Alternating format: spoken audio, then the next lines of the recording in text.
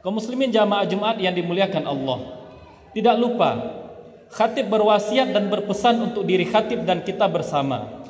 Ittaqullaha haqqa tuqatih wa la tamutunna illa wa antum muslimun. Mari kita selalu berusaha, kita saling mengingatkan, kita saling menasihati untuk terus berupaya menjadi pribadi yang baik, untuk terus berupaya menjadi pribadi yang bertakwa, pribadi yang selalu taat kepada Allah dimanapun kita berada, pribadi yang selalu menghindari dan meninggalkan semua yang dilarang oleh Allah dimanapun kita berada, baik dikala sendiri ataupun dikala bersama, dikala dilihat oleh orang ataupun tak seorang pun yang memandang dan melihat kita. Harapan kita dengan menjadi pribadi yang bertakwa, Allah hindarkan kita dari siksa neraka yang pedih, dan Allah tempatkan kita di surga yang penuh dengan kenikmatan. Kaum muslimin jamaah Jumat yang dimuliakan oleh Allah, seperti yang kita ketahui bersama bahwa Allah bersifat Maha Pengampun, Allah bersifat Maha Pengasih lagi Maha Penyayang, dan lebih dari itu Allah juga menutupi aib-aib dan dosa-dosa yang kita lakukan. Aib-aib dan dosa-dosa yang kita lakukan akan ditutupi oleh Allah, baik ketika di dunia ataupun nanti ketika kita sudah berada di akhirat. Banyak ayat-ayat Al-Quran dan juga hadis-hadis Nabi yang menyampaikan kepada kita tentang kemurahan Allah, tentang kasih sayang Allah, dan tentang ampunan Allah. Salah satunya adalah firman Allah dalam surat Al-Maidah ayat yang ke-39. A'udzubillahi minasyaitonir rajim. Faman taba min ba'di zulmihi wa aslah fa innallaha yatubu alaih innallaha ghafurur rahim. Faman taba min ba'di zulmi. Siapa yang bertaubat, siapa yang kembali kepada Allah setelah melakukan kesalahan, setelah melakukan dosa, setelah berbuat maksiat, setelah melakukan kezoliman, wa aslaha, dan dia iringi dengan memperbaiki diri.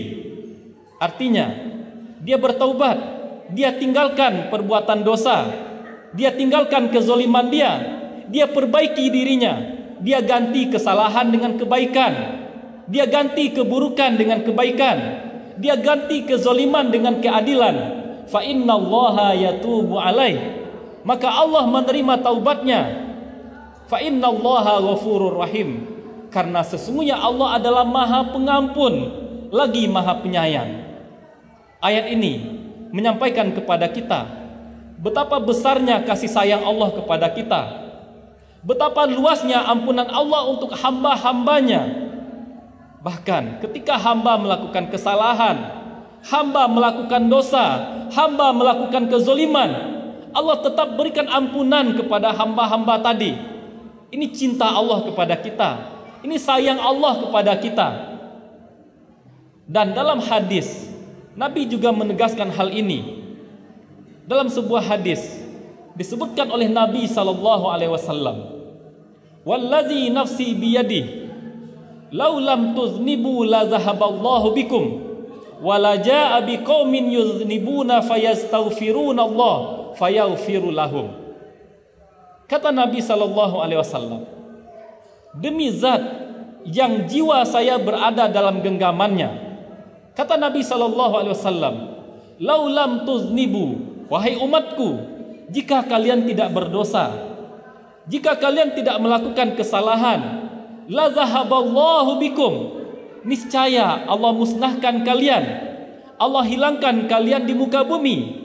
Wala jaa biqaumin yuznibun, dan Allah hadirkan, Allah ganti, Allah datangkan ke muka bumi suatu kaum yang mereka berbuat dosa dan berbuat kesalahan. Fayastaghfirunallah, kemudian mereka mohon ampun, mereka bertaubat, mereka menyesal atas kesalahan-kesalahan mereka. Fayaghfiru lahum, dan Allah pun memberikan ampunan atas dosa-dosa yang mereka lakukan. Kaum muslimin jamaah Jumat yang dimuliakan Allah, hadis yang barusan kita sebut mesti kita pahami maksudnya dengan benar. Jangan sampai kita salah paham. Jangan sampai kita salah dalam menafsirkannya. Maksud dari hadis ini adalah sebuah penegasan kalau rahmat Allah begitu luas, kasih sayang Allah begitu banyak, dan ampunan Allah juga begitu luas. Jangan sampai kita salah paham. Jangan kita pahami hadis ini bahwa dalam hadis ini Nabi memberikan legalitas untuk berbuat dosa. Nabi memberikan izin untuk berbuat dosa. Bukan itu makna dalam hadis ini. Tapi sekali lagi, makna dari hadis ini adalah ampunan Allah begitu luas, kasih sayang Allah begitu banyak kepada hamba-hambanya. Maka betapapun banyak dosa dan kesalahan yang dilakukan oleh seorang hamba, selagi dia mau bertaubat, selagi dia mau minta ampun kepada Allah, maka Allah akan memberikan ampunan. Tapi ada satu hal yang mesti kita ingat dengan baik. Meskipun Allah memberikan ampunan terhadap dosa-dosa yang kita lakukan, Allah ampuni dosa dan maksiat serta kezaliman kita, tapi Allah tidak pernah memberikan izin, Allah tidak pernah mentolerir seorang yang berdosa bangga dengan dosa dan maksiat yang dia lakukan. Allah tidak mentolerir orang yang berdosa kemudian dia memamerkan dosa-dosa yang dia lakukan.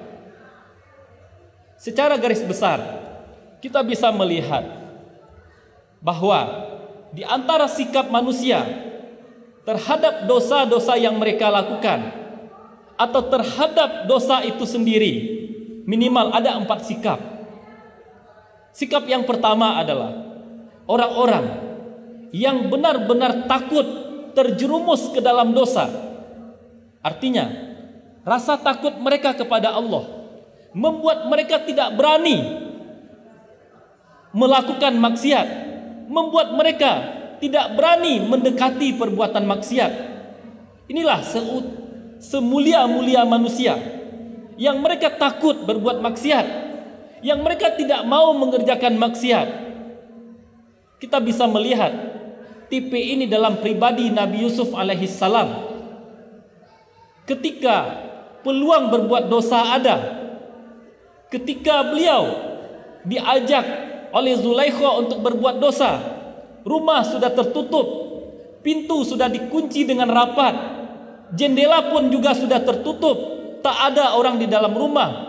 Ketika digoda oleh Zulaikha, apa kata Nabi Yusuf? Ma'azallah, saya berlindung kepada Allah, saya tidak ingin melakukan perbuatan senonoh ini. Padahal semua pintu untuk berbuat maksiat terbuka, semua peluang untuk berdosa ada. Tapi Nabi Yusuf alaihissalam karena takut kepada dosa, karena tidak mau bermaksiat kepada Allah, beliau tidak mau mendekati perbuatan dosa tadi, beliau tidak mau melakukan perbuatan dosa tadi. Dan tentu kesempatan di zaman sekarang untuk bisa seperti Nabi Yusuf masih terbuka luas bagi kita.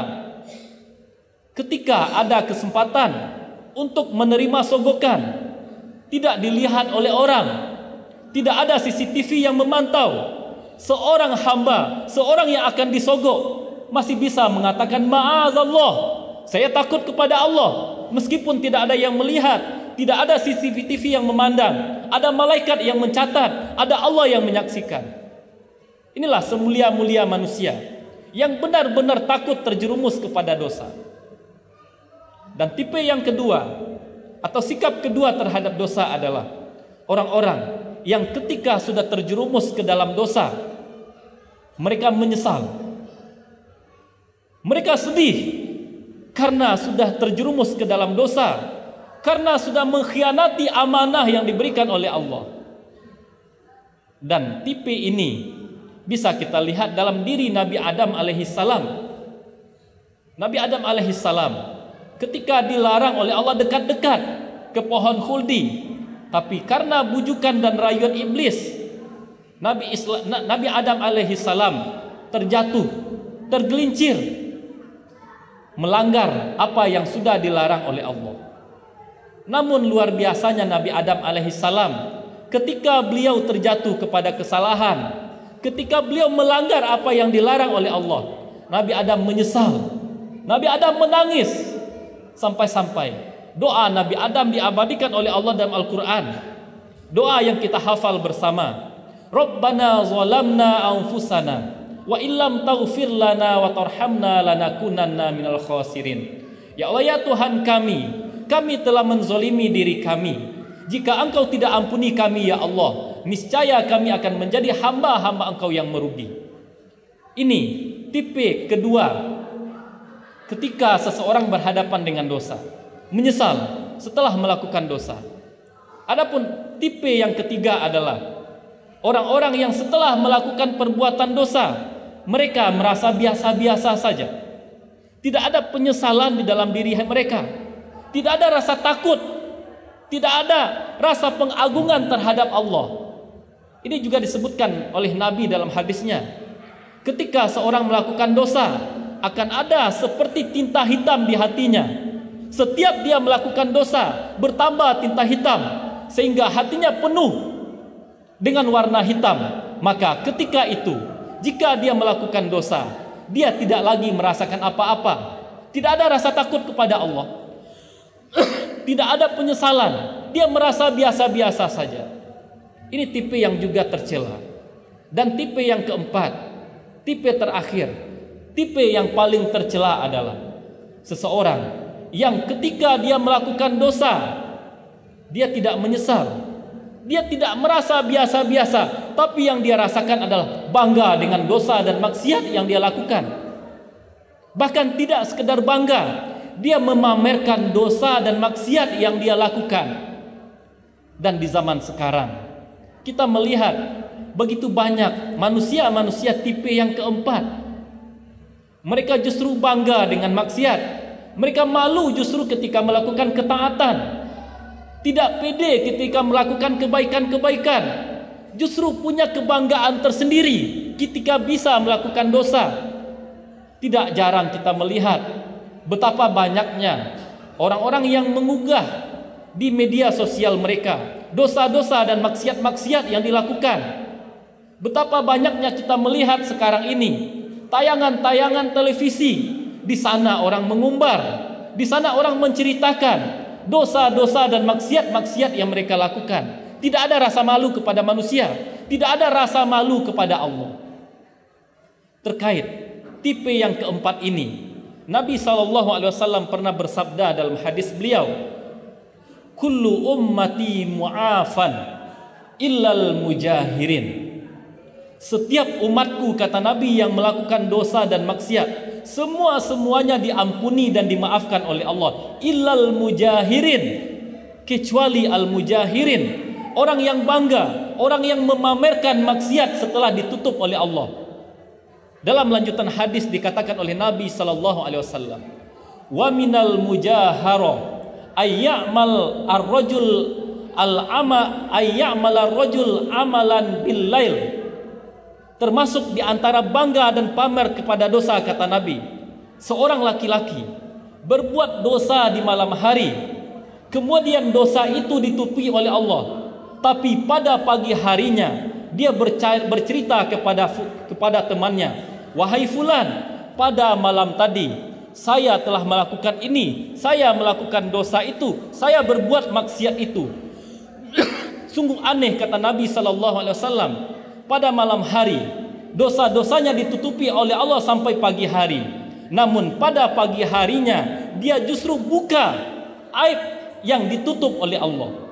Maka wajar saja tipe yang keempat ini tidak akan mendapatkan ampunan dari Allah, karena tuntutan dari Al-Quran, tuntunan dari hadis, siapa yang berdosa, siapa yang bermaksiat mesti menyesal atas dosa dan maksiat yang mereka lakukan. Tapi tipe keempat ini justru sangat aneh. Seharusnya dia menangis, seharusnya dia bersedih, seharusnya dia menyesal, tapi alih-alih dia justru bangga, dia justru pamer terhadap dosa-dosa yang dilakukan.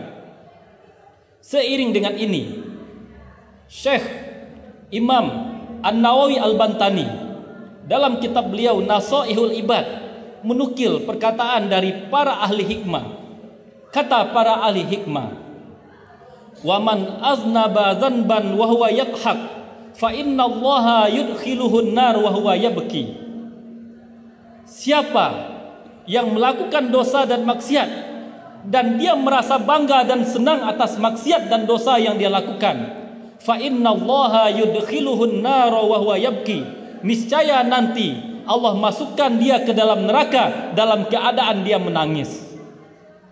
Wa man ata'a wa huwa yabki, fa innallaha yudkhiluhul jannah wa huwa yadhak.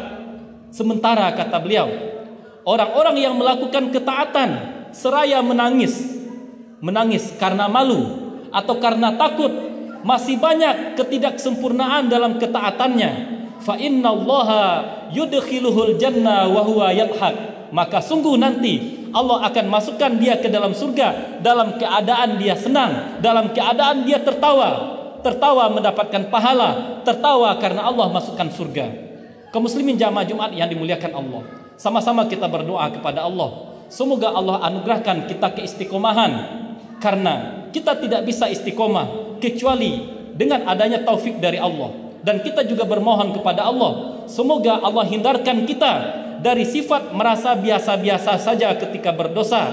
Kita berlindung kepada Allah, semoga Allah jauhkan kita dari sifat orang yang ketika berdosa, ketika bermaksiat justru bangga dengan dosa dan maksiat yang mereka lakukan. Aqulu qouli hadza astaghfirullah li wa lakum lisairil muslimin wal muslimat fa'tabiru ya ulil absar la'allakum turhamun.